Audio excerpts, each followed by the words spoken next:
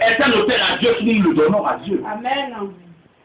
Et notre cœur également peut être un hôtel du diable si nous le donnons au diable. Quel est le choix de ta vie que tu as fait?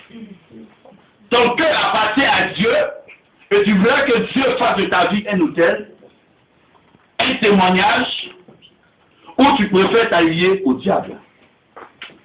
Amen. Amen. Alléluia. Amen. Alléluia. Est-ce que quelqu'un me comprend ce matin? Manassé s'est aligné à la divinité païenne. Comme l'a fait son ancêtre Akab. Amen. Il a même établi une divinité d'Astarté qui était imposée même par la reine Jézabel. Amen.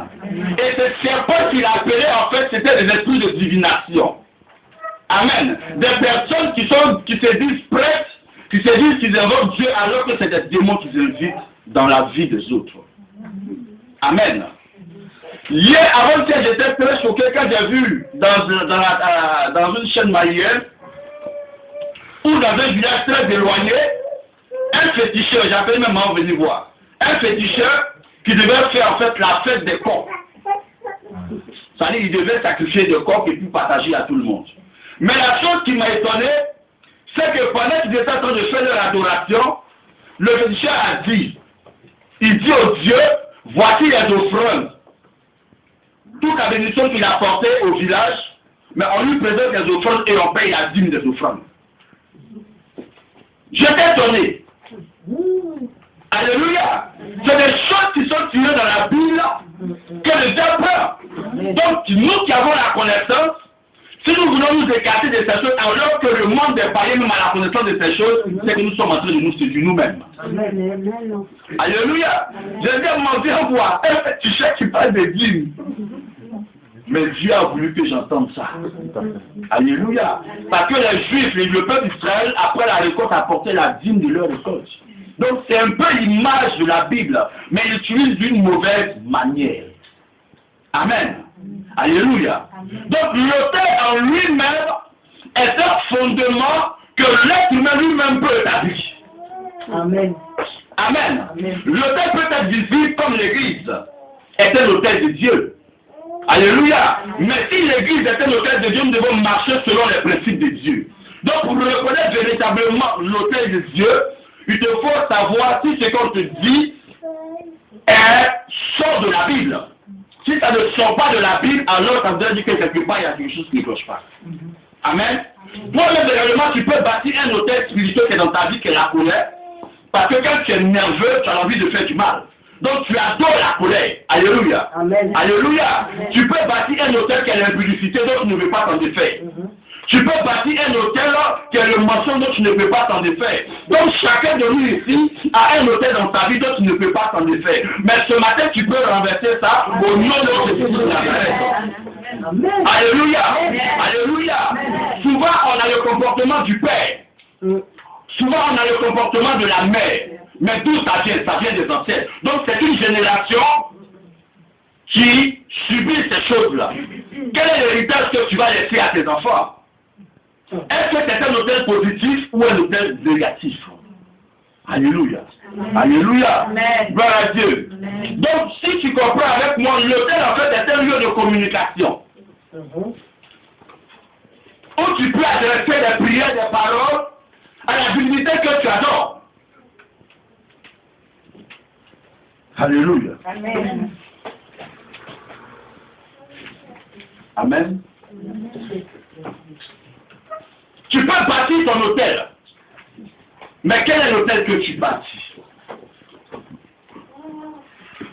Ce que tes parents ont laissé n'est pas forcément une chose que toi tu dois suivre. Nous sommes à la fin de l'année et il y a des chrétiens encore qui se retrouvent dans des adorations du village. Ils disent chaque année, nous dans notre famille, on doit manger œuf blanc. Amen. Mais l'œuf blanc, en fait, il y a l'œuf de canin et il y a l'œuf de la poule.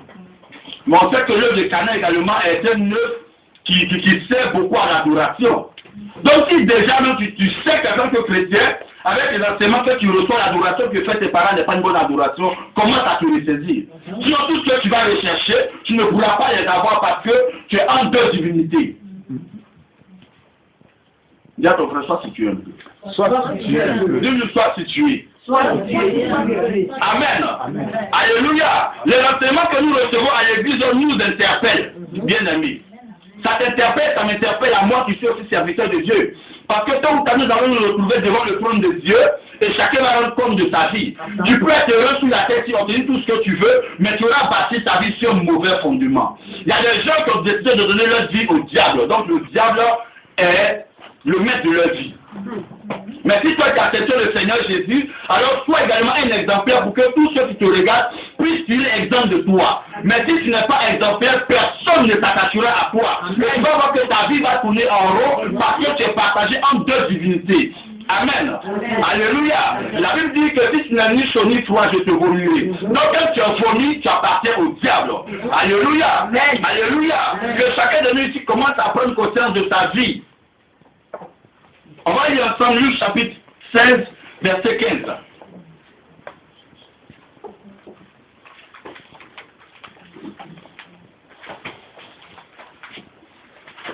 Dieu nous connaît tous. Luc 16, verset 15. Dis, maman.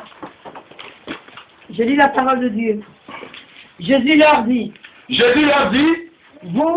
vous cherchez à paraître juste. Vous cherchez à paraître juste devant les hommes. Mais Dieu connaît vos cœurs. Mais Dieu connaît vos cœurs. Car ce qui est élevé parmi les hommes Ce qui est élevé parmi les hommes est une abomination devant Dieu. Alléluia. Alléluia. Nous sommes tous attachés ici, on est tous tapés. Chacun a serré son cou, mais chacun sait comment il a serré son cou. Alléluia. Mais chacun s'est habillé de sa façon. Amen.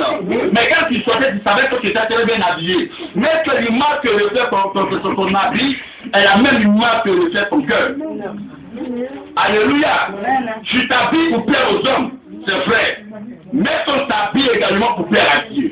L'habillage dont je parle, ce n'est pas un habillage physique, mais c'est un habillage spirituel. Est-ce que ton cœur réellement appartient à Dieu?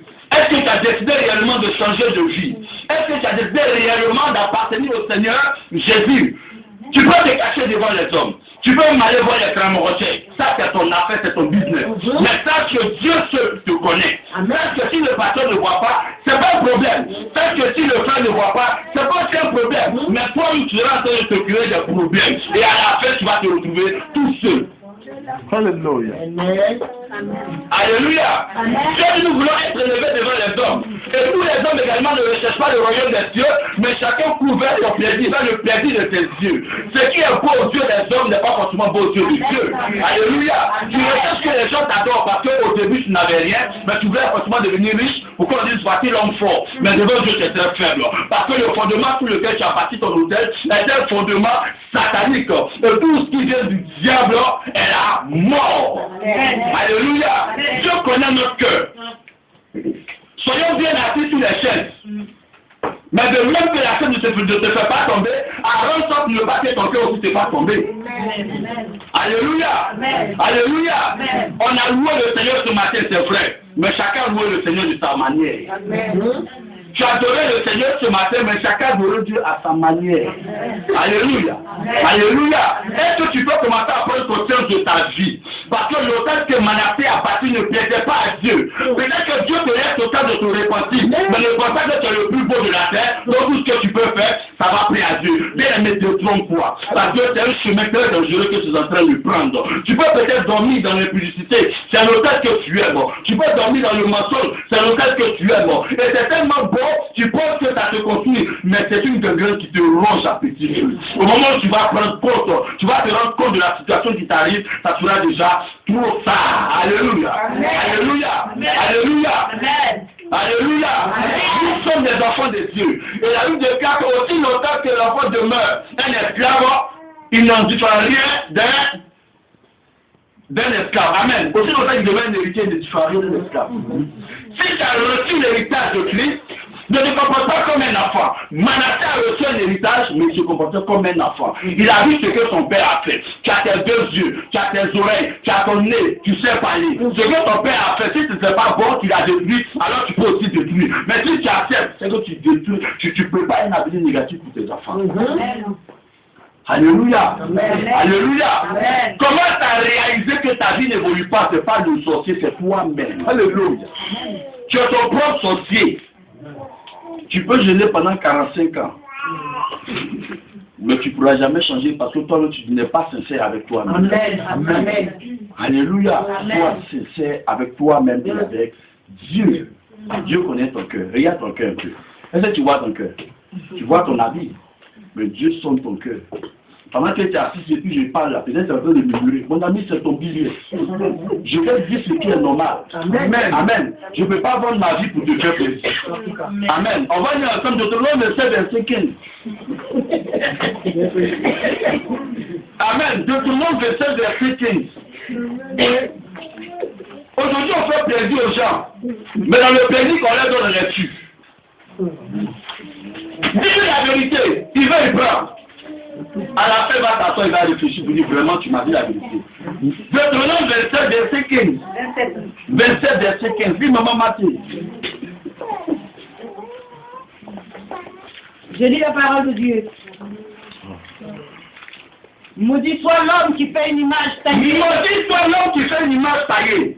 Ou une image en métal fondu. Ou une image en métal fondu. Abomination de l'Éternel. Abomination de l'Éternel. Œuvre des mains d'un artisan. Œuvre des mains d'un artisan. Et qui la place dans un lieu secret. Et qui la place dans un lieu secret. Et tout le peuple répondra. Et tout le peuple répondra. Et dira. Et dira. Amen. Amen.